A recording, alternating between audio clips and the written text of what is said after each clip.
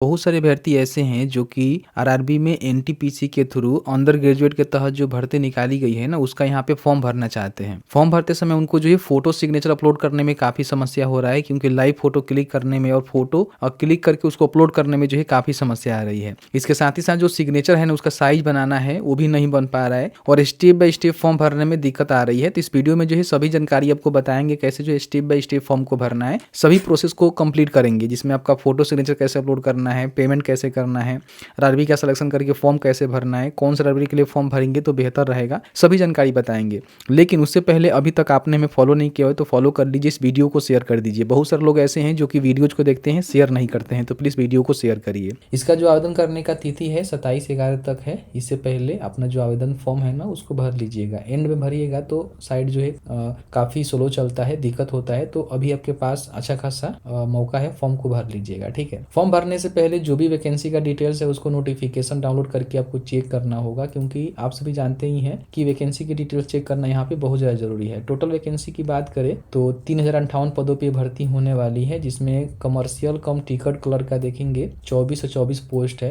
Accountant clerk कम typist का 394 post है, junior clerk कम typist का 163 पोस्ट है, और ट्रेन जो क्लर्क होते हैं जिसको टीसी बोला जाता है, इनका 77 पोस्ट है। सबके सामने मेडिकल स्टैंडर्ड जो भी इनका इंसिलियर पे है वो भी आपको देखने को मिलेगा, और लेवल से भी आपको देखने को मिलेगा कि लेवल कितने का पेमेंट इनको देखने को मिलेगा, और 1/1/2026 को आपका उम्र सीमा कितनी होनी चाहिए इसकी भी जानकारी आप यहाँ पे देख सकते हैं। ठीक है। अगर आप इंटरमीडिएट पास हैं तो फॉर्म को भर सकते हैं, क्योंकि इंटर बेसिस पे ही भर्ती निकाली गई है। इसमें ग्रेजुएशन लेवल का भी पोस्ट है, उसके लिए हमने अलग वीडियो बनाया हुआ है, उसको आप चेकआउट कर लीजिए। फॉर्म भरने के लिए शिक्षा बिंदु पे आपको आना होगा, ओपन करेंगे, लेटेस्ट जॉब्स में यहाँ पे आपको देखने को मिलेगा आरआरबी एनटीपीसी रिक्रूटमेंट। इसको ओपन करेंगे तो इसमें ग्रेजुएशन लेवल का और इंटर लेवल का दोनों की जानकारी यहाँ पे दी गई है, तो यहाँ पे देख लीजिएगा। और अप्लाई करने का डेट भी आपको देखने को मिलेगा। Application fee general OBC EWS के लिए 500 रुपया, और कोई एसी एसटी पीडब्ल्यूडी है या फिर कोई फीमेल है उनको 250 रुपये का पेमेंट करना होता है, रिफंडेबल होता है। यहाँ पे नीचे आने के बाद अप्लाई करने का लिंक आपको देखने को मिलेगा, जैसे कि मुझे अंडर ग्रेजुएट का अप्लाई करना है इंटर बेसिस पे, तो इस पे हम क्लिक करेंगे। क्लिक करने के बाद सीधे इसी वेबसाइट पे आपको भेज दिया जाता है, जैसे कि ये वाला वेबसाइट आपको देखने को मिल जाएगा। तो यहाँ पे देखिए अंडर ग्रेजुएट का यहाँ पे लिंक है, और यहाँ पे जो ग्रेजुएट लेवल का पोस्ट है उसके लिए भी अप्लाई कर सकते। अप्लाई करने के लिए देखिए सबसे पहले आपको अकाउंट को क्रिएट करना होता है। अगर आप फ्रेश कैंडिडेट हैं, इससे पहले आपने कभी भी रेलवे का कोई भी भर्ती का फॉर्म नहीं भरा हुआ है, तो यहाँ पे क्लिक करके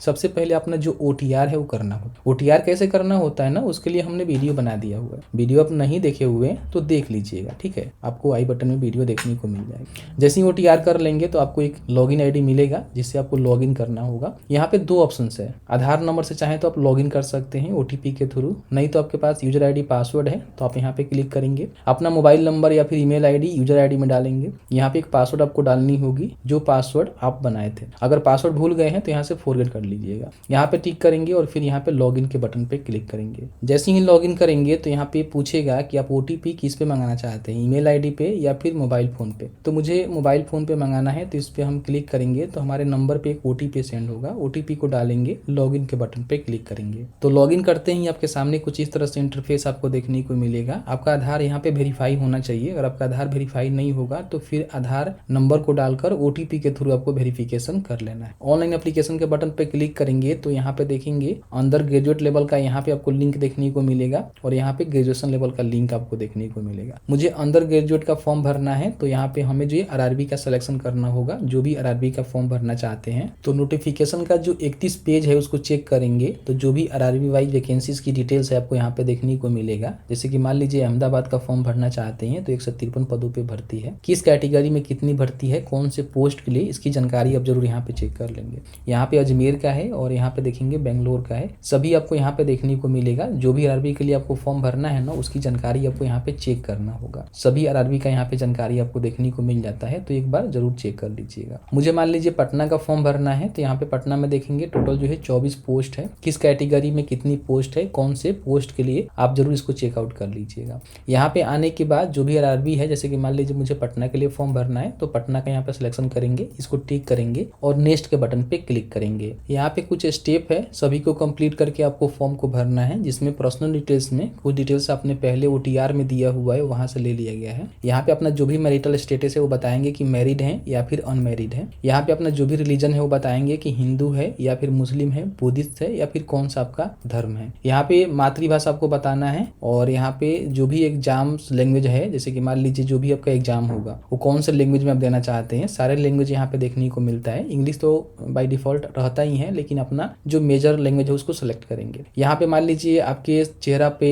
कहीं भी कट का तिल का निशान है तो यहाँ पे एक दर्ज करेंगे और यहाँ पे दूसरा भी दर्ज करेंगे, मतलब कि 2 आपको पहचान चिन्ह देना होता है। यहाँ पे अपना जो भी कम्युनिटी डिटेल्स है, जैसे कि मान लीजिए आप अनरिजर्व्ड से हैं, जनरल से हैं तो इसका सिलेक्शन करेंगे, SC ST हैं तो इसका सिलेक्शन करेंगे। इसमें आपको सेंटर लेवल से बनाकर जो कास्ट सर्टिफिकेट है ना देना होता है, तभी आपको रिजर्वेशन का बेनिफिट मिलेगा। अगर कोई OBC है तो अपना OBC प्रमाण पत्र जो कि सेंट्रल लेवल से बनता है वो आपको बनवा कर देना होगा। और कोई EWS है तो EWS की सर्टिफिकेट की डिटेल्स आपको देना है। तो जिस भी कैटेगरी से आते हैं उस कैटेगरी का सिलेक्शन करेंगे तो बोलेगा कि सेंट्रल लेवल का आपका सर्टिफिकेट यहाँ पे होनी चाहिए, तभी आपको रिजर्वेशन का बेनिफिट मिलेगा। एग्री करेंगे। अब यहाँ पे देखिए जो भी अपना ट्राइब है वो आपको बताना है कि आप, जैसे कि यहाँ पे हमने कम्युनिटी ST का सिलेक्शन किया हुआ है तो यहाँ पे अपना जो भी ट्राइब यानी कि कास्ट का नेम है वो बताएंगे, उसका सर्टिफिकेट नंबर यहाँ पे लिखेंगे, इशू अथॉरिटी बताएंगे कि आपका सर्टिफिकेट कहाँ से इशू हुआ है। आप सर्टिफिकेट को चेक करेंगे तो आपको देखने को मिलेगा, जैसे कि मान लीजिए बिहार में रेवेन्यू ऑफिसर के द्वारा जो है सर्टिफिकेट यहाँ पे इशू किया जाता है RO के द्वारा, तो इसका सिलेक्शन करेंगे। स्टेट बताएंगे आपका सर्टिफिकेट कौन सा स्टेट से इशू हुआ है, उसका डेट क्या है, और साथ ही साथ यहाँ पे अगर आपको ट्रेवल पास चाहिए, SC ST को ट्रेवल पास मिलता है तो यस करके बता सकते हैं कि नियरेस्ट आपका कौन सा रेलवे स्टेशन है,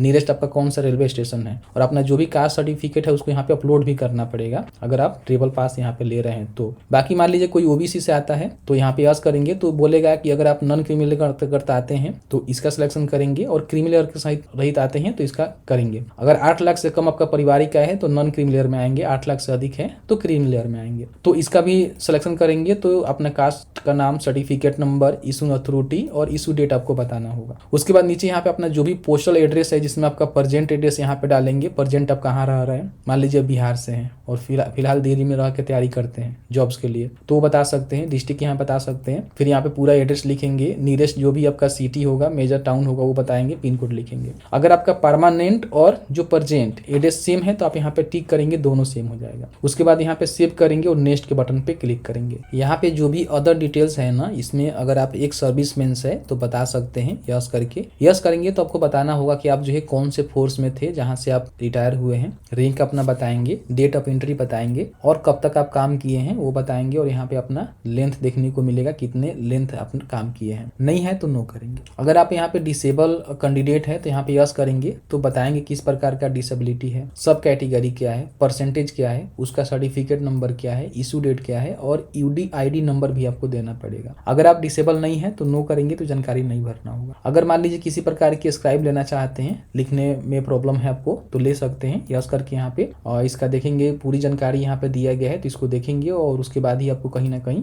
मिलेगा। नहीं है तो यहाँ पे नो कर सकते हैं। बाकी अगर आप EBC एक स्पेशल क्लास होता है, बिहार का EBC की हम बात नहीं कर रहे हैं, जैसे कि आप यहाँ पे यस करेंगे ना तो अगर आपका पारिवारिक इनकम 50,000 से कम है सालाना में या फिर आप BPL कार्ड होल्डर हैं तो इसका बेनिफिट आपको मिल सकता है। इसमें ध्यान रखिएगा केवल आपको जो है फी में छूट मिलेगा, देखिए किसी प्रकार की जॉब्स में आपको छूट नहीं मिलेगा और डॉक्यूमेंट वेरिफिकेशन में आपको EBC सर्टिफिकेट देना पड़ेगा। नहीं है तो सीधे नो कर दीजिएगा, ठीक है। बाकी आप रेलवे में अपना सर्विस दे रहे हैं तो यस करके बता सकते हैं कौन से पोस्ट पे हैं, ठीक है। यहाँ पे देखेंगे कैटेगरी भी आपको देखने को मिलेगा, ग्रुप C में है, D में है, बता सकते हैं। नहीं है तो यहाँ पे नो कर दीजिएगा, नहीं देना होगा। अगर आप कहीं फिलहाल काम कर रहे हैं जैसे कि मान लीजिए सेंट्रल गवर्नमेंट में, स्टेट गवर्नमेंट में या फिर पब्लिक सेक्टर अंडरटेकिंग में तो बता सकते हैं। अगर आप नहीं करते हैं नोट एप्लीकेबल कर दीजिएगा।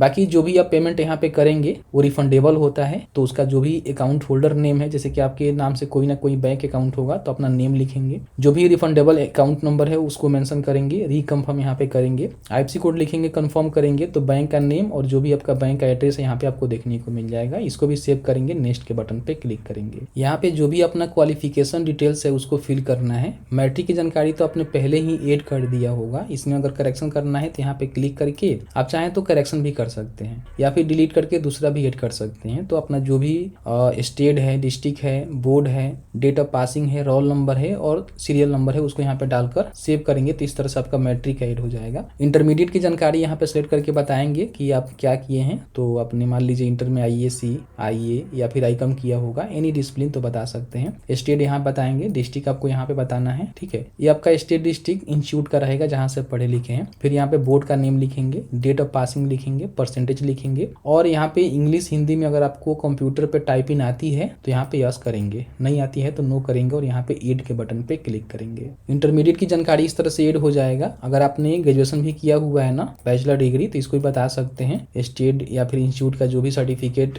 नेम कोर्स है वो बताएंगे कि आपने BA, BSc या फिर BCom किया हुआ है। स्टेट यहाँ बताएंगे, डिस्ट्रिक्ट और यहाँ पे यूनिवर्सिटी का नेम और डेट ऑफ पासिंग और परसेंटेज आपको बताकर एड करना है। अगर आप ग्रेजुएशन पास आउट नहीं है तो आप इसको छोड़ भी सकते हैं। फिर यहाँ पे नेक्स्ट के बटन पे क्लिक करेंगे। अब यहाँ पे जो है फोटो आपको क्लिक करना है और यहीं पे कहीं ना कहीं काफी सारे लोगों को दिक्कत यहाँ पे आ रहा है। सबसे पहले ध्यान रखिएगा कि आप जो भी सिस्टम में फॉर्म को भर रहे हैं ना, वहाँ पे अगर वेबकैम है, कैमरा है तो इस तरह से ओपन हो जाएगा और यहाँ पे आपको अलाउ करना है, ठीक है। तो यहाँ पे क्लिक करके अलाउ करेंगे तो इस तरह से आपका जो कैमरा है ना वर्क करने लगेगा, ठीक है। ध्यान रखिएगा अगर मान लीजिए कैमरा नहीं है तो आप चाहे तो मोबाइल फोन से भी अपना फोटो क्लिक कर सकते हैं। तो इसके लिए क्या करना है कि capture live image from mobile का एक बटन देखने को मिलेगा, इस पे क्लिक करेंगे तो आपके सामने एक QR कोड यहाँ पे देखने को मिलेगा, जिसको क्या करना है कि अपने मोबाइल में QR कोड एप्लीकेशन आता है स्कैन करने वाला, उसको इंस्टॉल करके इसको स्कैन करेंगे तो RRB का जो ऑफिशियल वेबसाइट है वहाँ पे भेज देगा। वहाँ पे अपना जो भी लॉगिन ID है, जैसे कि आप यहाँ पे लॉगिन किए थे उस तरह से लॉगिन करेंगे और अपना जो फोटो है ना मोबाइल फोन से क्लिक कर लेंगे, ठीक है। और रिफ्रेश करेंगे तो यहाँ पे आपका फोटो आ जाएगा। लेकिन ध्यान रखिएगा काफी सारे लोग के कैमरा है सिस्टम में, तो यहाँ पे कैप्चर लाइव इमेज के बटन पे क्लिक करेंगे तो 5 मिनट में 3 ही टाइम आपको मिलेगा कैप्चर करने का। और ध्यान रखिएगा लाइट बैकग्राउंड आपका होना चाहिए कलर, मतलब कि जो भी फोटो क्लिक करिएगा पीछे जो है सिंगल लाइट, मतलब पूरा साफ सुथरा बैकग्राउंड होनी चाहिए। और ये भी आपको ध्यान रखना है कि पूरी तरह से फोकस करना है आपके चेहरे पे, नहीं तो लाइव फोटो क्लिक नहीं होगा। यस के बटन पे क्लिक करेंगे, इस तरह से आपका जो कैमरा है ना ओपन हो जाता है। यहाँ पे देखिए एक सर्कल बनाया गया है, इस तरह से सर्कल बनाया गया है ना, इसमें अपना जो फेस है ना वो सीधा एकदम करना है और पीछे कहीं ना कहीं ध्यान रखिएगा कि सिंगल बैकग्राउंड होनी चाहिए, पूरी लाइट अच्छी ढंग से होनी चाहिए, तभी आपका फोटो यहाँ पे क्लिक होगा। और जैसे ही अपने आई को यहाँ पे ब्लिंक करेंगे तो देखिए यहाँ पे कैप्चरिंग करेगा और आपका जो फोटो है ना वो कैप्चर कर लेगा। तो इस तरह से देखेंगे आपका जो फोटो है ना वो क्लिक हो जाता है। मैं आपको लाइव फोटो क्लिक करके दिखाया हूँ, सिस्टम से ही क्लिक करके दिखाया हूँ। इस तरह से फोटो आपको क्लिक करना है, ठीक है। अब यहाँ पे क्या करना है कि आपको जो है सिग्नेचर अपलोड करना है। तो सिग्नेचर आपका जो है 30 KB से लेकर जो है 59 KB के बीच में होनी चाहिए। इसका जो डायमेंशन वगैरह वगैरह है वो भी आप यहाँ पे देख लेंगे, बताया गया है कि आपका जो है डायमेंशन क्या होनी चाहिए। आप यहाँ पे इसको 140x60 पिक्सल में बना सकते हैं, ठीक है। तो इसको बनाने के लिए imresizer.com सर्च करेंगे और यहाँ पे ओपन करेंगे, सिग्नेचर का सिलेक्शन करेंगे। यहाँ पे क्या करेंगे कि आपको जो है 140 और x60 में रखना है, तो इसको यहाँ पे डाल देंगे। डाउनलोड के बटन पे क्लिक करेंगे और फिर यहाँ पे जो है दोबारा आपको डाउनलोड के बटन पे क्लिक करना है, तो इस तरह से ये डाउनलोड हो जाता है, ठीक है। देखेंगे बहुत छोटा साइज है तो इसको आप इंक्रीज भी कर सकते हैं। इसके लिए P7 इमेज टूल सर्च करेंगे, आपके सामने ये वेबसाइट देखने को मिलेगा, जिसको ओपन करेंगे। यहाँ पे आपको देखने को मिलेगा increase image size in KB, इस पे क्लिक करेंगे। सिग्नेचर का सिलेक्शन यहाँ पे करेंगे और आपको क्या करना है कि इसको जो है 35 KB में आपको टारगेट कर देना है, ठीक है। और इंक्रीज साइज के बटन पे क्लिक करेंगे और फोटो को यहाँ पे डाउनलोड कर लेंगे। तो इस तरह से देखेंगे 35 KB में सेव हो जाएगा। यहाँ पे आने के बाद ब्राउज के बटन पे क्लिक करेंगे, फोटो का सिलेक्शन करेंगे, इस तरह से फोटो आपके सामने आ जाएगा। यहाँ पे साइन के बटन पे क्लिक करेंगे। उसके बाद यहाँ पे आपको टिक करना है कि मैंने जो है सिग्नेचर को अपलोड कर दिया हुआ है। उसके बाद यहाँ पे सेव करेंगे और नेक्स्ट करेंगे। जैसे ही सेव के बटन पे क्लिक करेंगे तो अब यहाँ पे पोस्ट का प्रेफरेंस आपको देना है, जैसे कि पर्सनल डिटेल्स, अदर, एजुकेशन, आपने फोटो भी अपलोड कर दिया। अब लास्ट में प्रेफरेंस देना है, तो जो भी पोस्ट के लिए एलिजिबल होंगे वो पोस्ट आपके सामने आएगा, जिसपे प्लस के आइकन पर क्लिक करके आप इसका प्रेफरेंस यहाँ पे दे देंगे, ठीक है। ऊपर नीचे भी कर सकते हैं। उसके बाद यहाँ पे टिक करेंगे और उसके बाद यहाँ पे टिक करेंगे और अपना जो भी प्लेस है जहाँ से इस फॉर्म को भर रहे हैं ना उस प्लेस को यहाँ पे टाइप करना है। फिर यहाँ पे सेव करके जो है प्रीव्यू एप्लीकेशन के बटन पे आप क्लिक करेंगे तो आपके सामने जो है पूरा प्रीव्यू यहाँ पे देखने को मिलेगा। अगर आपको लगता है कि किसी प्रकार की कोई अपनी गलती कर दिया हुआ है तो एडिट बटन पे क्लिक करके एडिट कर सकते हैं। और आपको लगता है कि सही है तो यहाँ पे टिक करेंगे और सबमिट करेंगे। उसके बाद जो है लास्ट में आपको पेमेंट करना है। पेमेंट करने के बाद डैशबोर्ड से अपने प्रिंट आउट को निकाल लेंगे। जैसे कि आपने देखा कि मैंने जो है पूरी प्रक्रिया बताया, किस तरह से स्टेप बाय स्टेप आपको फॉर्म को भरना है, फोटो सिग्नेचर कैसे अपलोड करना है, जो भी आपका पोस्ट का प्रेफरेंस है वो कैसे देना है, मैंने सभी जानकारी बताया। बाकी आपके मन में किसी प्रकार की कोई भी सवाल होगा इस वीडियो से रिलेटेड हमें जरूर पूछिएगा। जहां तक हमारी नॉलेज होगी हम आपके साथ साझा करने की पूरी कोशिश करेंगे। चलिए मिलते हैं एक नए वीडियो में एक नए टॉपिक के साथ। तब तक के लिए वीडियो देखने के लिए आप सभी का बहुत बहुत धन्यवाद।